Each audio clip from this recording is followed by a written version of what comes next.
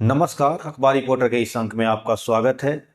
बिहार कांग्रेस एक यात्रा शुरू की है जिसका नाम है पलायन रोको नौकरी दो। आज हम इसी पर चर्चा करने वाले हैं।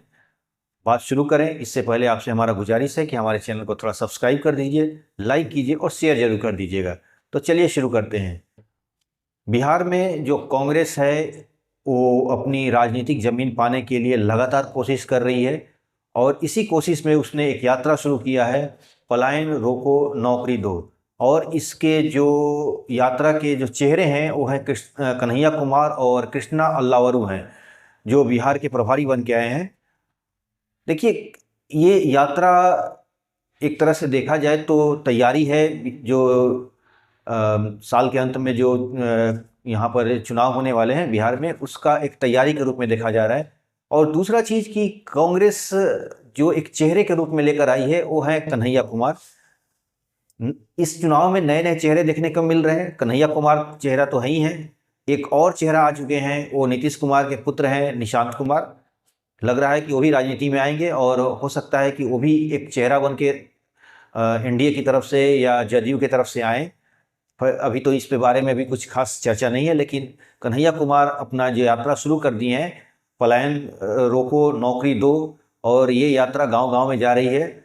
और इस यात्रा के एक राजनीतिक मैसेज भी दिया जा रहा है। ये राजनीतिक मैसेज महागठबंधन के लिए भी है और खुद जो पार्टी के अंदर जो राजनीति चल रही है कांग्रेस की, उसके लिए भी है।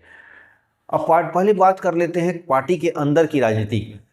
पार्टी में जो बिहार के अध्यक्ष हैं अखिलेश प्रसाद के बारे में कहा जाता है कि ये कांग्रेस में होते हुए भी राजद की तरफ ज़्यादा झुके होते हैं और एक तरह से लालू यादव के आदमी हैं। यानी जो अखिलेश प्रसाद हैं उनको बिहार के अध्यक्ष बनाने में लालू प्रसाद यादव का भी हाथ है, ऐसा सूत्रों के द्वारा कहा जाता है या राजनीतिक गलियारों में चर्चा है। सबसे बड़ी चीज़ कि अखिलेश प्रसाद जो हैं वो लालू के खेमे के आदमी माने जाते हैं और आमतौर पर उन जो बिहार के जो कांग्रेस के जो नेता हैं वो एक तरह से देखा जाए तो बहुत ही अभी तक की जो राजनीति में उनकी सक्रियता देखी गई है वो एक तरह से कभी आक्रामक नहीं रही और उन लोगों ने कांग्रेस का पूरे जनाधार को खत्म कर दिया है और कांग्रेस को लालू प्रसाद जी का यानी राजद का पॉकेट पार्टी बना दिया है। ध्यान रखिएगा, मैं बात कर रहा हूँ पॉकेट पार्टी, यानी कांग्रेस का सिंबल तो होता है लेकिन इसमें टोटल जो वो लोग होते हैं वो राजद के ही लोग हैं। यानी अखिलेश प्रसाद जो कांग्रेस के अध्यक्ष तो हैं, लेकिन वो जो हैं वो राजनीतिक गलियारा में ऐसा अच्छी तरह लोग जानते हैं कि ये लालू प्रसाद जी के बहुत नज़दीकी हैं और उनके शुभचिंतक हैं। और सबसे बड़ी चीज़ कि जो कांग्रेस के प्रभारी बन के आए हैं कृष्णा अल्लावरू, वो अभी तक आने के बाद उन्होंने लालू प्रसाद जी से मुलाकात नहीं की है, आधिकारिक उन्होंने कोई न तेजस्वी यादव से मुलाकात हुई है। इसलिए ये कहा जा रहा है कि कांग्रेस जो है वो आमतौर पर आक्रामक होने कुछ ज़्यादा ही एक्टिव दिख रही है और इससे महागठबंधन के लोगों को भी चिंता बढ़ा रही है, एनडीए का भी चिंता बढ़ा रही है। और सबसे बड़ी चीज़ कि कांग्रेस खुद अपने ही अंदरूनी जो नेता हैं, जो पुराने कांग्रेस के वरिष्ठ नेता लोग हैं, इनको भी चिंता बढ़ा रही है, क्योंकि कांग्रेस अब कहने के तो अखिलेश प्रसाद जी बिहार के अध्यक्ष हैं, लेकिन उनको उनके एक तरह से दरकिनार करने की बातें अब सामने आ रही है और कांग्रेस चुन चुन के आक्रामक नेताओं को सामने ला रही है और लाने की तैयारी में भी है। अखिलेश प्रसाद सिंह से पूछा जब गया कि आप इस यात्रा के चेहरा कौन है, तो वो थोड़ा नाराज हो गए, बोले कि इस यात्रा के कोई चेहरा नहीं है, ये कांग्रेस खुद एक चेहरा है। जब उनसे पूछा गया कि क्या कन्हैया कुमार के आने से राजनीति में माने कांग्रेस पार्टी से युवा जुड़ेंगे, तो उन्होंने बोला कि आप मेरी प्रश्न अपने प्रश्न जवाब को मेरे मुंह से क्यों उसको हलाना चाहते हैं। मैंने कहने का मतलब ये था कि थोड़ी नाराजगी कन्हैया कुमार से उनकी लग रही थी। इसकी वजह है कि कांग्रेस अब इनको जो पुराने नेता हैं जो बिहार कांग्रेस के, उनको धीरे धीरे किनारे करने जा रही है या एक तरह से उनको एक तरह संटिंग में डालने वाली है और आक्रामक नेताओं को भर्ती करने जा रही है। कृष्णा अल्लावरू भी एक आक्रामक नेता माने जाते हैं और बिहार को प्रभारी बनाने के बाद वो जिस तरह लालू प्रसाद जी और तेजस्वी यादव से थोड़ा दूरी बना के चल रहे हैं, इससे ये भी लग रहा है कि अब कांग्रेस पूरे एक तरह से आक्रामक मुद्रा में आ चुकी है। और दूसरी चीज की, जिस तरह राजद भी इशारा कर रही थी कि हम कांग्रेस को ज़्यादा सीटें नहीं देंगे, क्योंकि पिछली बार कांग्रेस का विधानसभा में परफॉर्मेंस अच्छा नहीं था, जिसकी वजह से राजद का सरकार बनते बनते नहीं बन पाया था। इसलिए वो लोग का भी मानना है, मतलब राजद के लोगों का मानना है कि हम कांग्रेस को ज़्यादा सीटें नहीं देंगे। कांग्रेस के गलियारा में इस बात की चिंता है, और इसलिए कांग्रेस के लोग जो हैं वो एक तरह से बार्गेनिंग भी करना चाहते हैं इस यात्रा के माध्यम से, और लालू प्रसाद जी को ये संदेश देना चाहते हैं कि अगर आप हमें सीटें, हमारे मनपसंद की सीटें नहीं देंगे तो हम अलग चुनाव लड़ सकते हैं, इस तरह का भी संकेत दे रहे हैं। और कृष्णा अल्लारू से जब पूछा गया है तो वो बोले कि हम कांग्रेस को ए और बी नहीं मानते, हम जनता के ए टीम है, कांग्रेस जनता की ए टीम है और जनता के लिए लड़ाई लड़ने वाली है। यानी कुल मिलाकर ये लग रहा है कि कांग्रेस अब आक्रामक मुद्रे में आ चुकी है। और दूसरी चीज की, ये सिर्फ बिहार में नहीं है, कांग्रेस अलग अलग राज्यों में भी अपनी सहयोगी पार्टियों के प्रति आक्रामक होते जा रही है। क्योंकि देखिए, कांग्रेस का जो भी जनाधार बिहार में सिमटा है, वो सारा का सारा उनका वोट, उनके जो अपने कोर वोट थे, वो सब के सब क्षेत्रीय पार्टियों में ही बटा हुआ है। यानी जो जिन जिन को कांग्रेस अपने सहयोगी मानती है, सच पूछिए तो वो पार्टियां ही कांग्रेस को कमजोर की हैं, और कमजोर ही नहीं की हैं, उनको कांग्रेस को कमजोर करके अपनी जनाधार को मजबूत की हैं। कांग्रेस अब ये बातें समझ रही है, और वो समझ रही है कि इन पार्टियों के बैसाखियों के बल पर हम कभी भी अपने मंजिल को नहीं पा सकते हैं। इसलिए सबसे पहले हम इन पार्टियों को नज़रअंदाज करना होगा और इनको अपनी औकात बतानी होगी। और इसीलिए कांग्रेस अब धीरे धीरे राजद के प्रति भी आक्रामक होते जा रही है।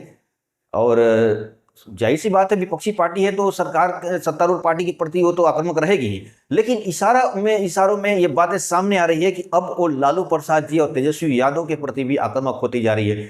क्योंकि पिछले, आपको पता ही होगा कि कन्हैया कुमार को ये लोग लालू प्रसाद के दबाव में उन्हें केंद्र की राजनीति में भेज दिया गया था, कांग्रेस उनको केंद्र की राजनीति में ले गई थी और बिहार से दूर कर दी थी। लेकिन अब कांग्रेस इस बात को समझ रही है कि नहीं, कि कन्हैया कुमार को हमें जरूरत है। और सबसे बड़ी चीज की देखिए, जो ये थे पप्पू यादव जो थे, जो कांग्रेस में आए हुए थे, लेकिन कांग्रेस लालू प्रसाद के दबाव में ही उन्हें बाहर रखा गया।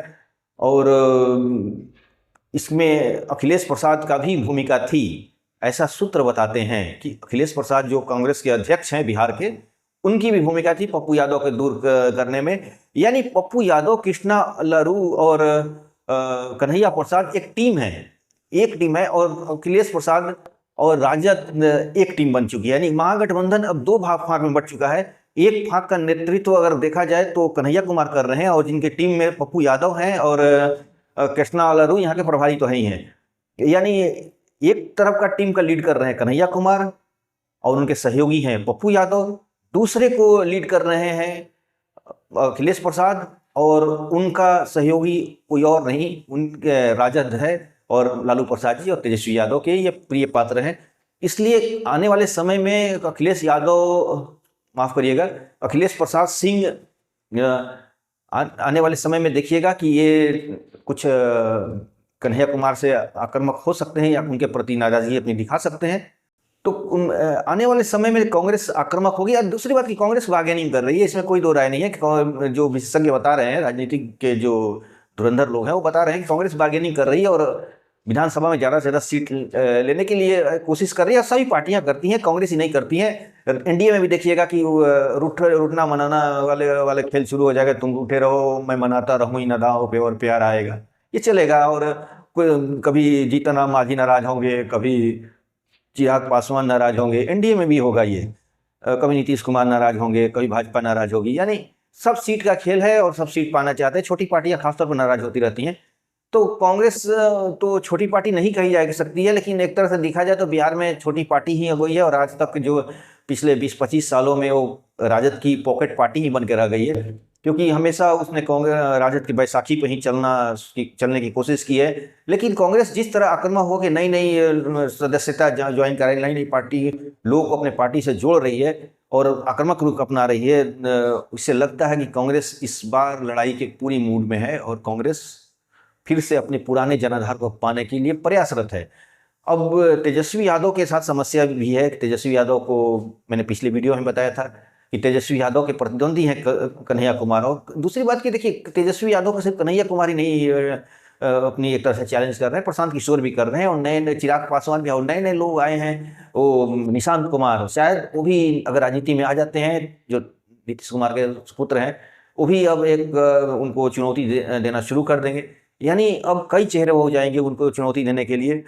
एक तो चिराग पासवान हैं, प्रशांत किशोर हैं, और नए अब एक और आ गए हैं, निशांत कुमार। और सबसे बड़ी चीज़ कि ये सभी लोग पिछड़ों की ही राजनीति कर रहे हैं। यानी कन्हैया कुमार भी पिछड़ों की राजनीति कर रहे हैं, प्रशांत किशोर भी पिछड़ों की राजनीति कर रहे हैं, चिराग पासवान तो खुद दलित हैं ही, और वो भी पिछड़ों और दलितों की राजनीति करते हैं। यानी सभी चेहरे पिछड़ों की ही हैं। और ऐसे में अगर कोई वोट कटेगा, अगर ये लोग किसी तरह को चुनौती देंगे, तो तेजस्वी यादव को ही देंगे, क्योंकि वो भी पिछड़ों की ही राजनीति करते हैं। यानी पूरे बिहार एक तरह से देखा जाए तो पिछड़ों की ही राजनीति में अब उलझी हुई है, और बहुत सारे नेता पिछड़ों के ही पैदा हो गए, अति पिछड़ों के ही पैदा हो गए हैं।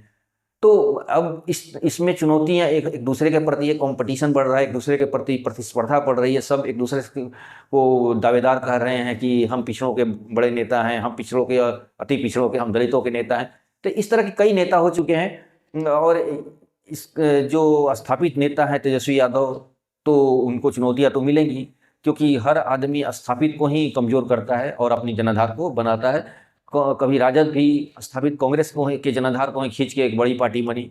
उसी तरह अब राजद के ही वोट को ये लोग खींचना चाहते हैं, चाहे वो प्रशांत किशोर के पार्टी के लोग हों, या चिराग पासवान के हों, या कन्हैया कुमार हों। ये सब के सब राजद के जनाधार को फिर से खींचने की कोशिश में है। रहा एनडीए का, तो एनडीए का तो अपना वो सत्ता में है, उनका भी अपना दावा है कि हमारी सरकार बनेगी। राजद का भी अपना दावा है कि हमारी सरकार बनेगी। प्रशांत किशोर कह रहे हैं कि हम कभी किसी से सहयोग नहीं करेंगे और हमारी अपनी सत्ता आएगी। सभी लोग कह रहे हैं, आगे जनता मालिक है, वो जैसा फैसला करेगी उसी तरह का सरकार बनेगी। तो आज के अंक में बस इतना ही। नए अंक के साथ फिर आपसे मुलाकात होगी। आपसे गुजारिश है, हमारे चैनल को लाइक कीजिए, शेयर कीजिए, सब्सक्राइब कीजिए। Thank you very much.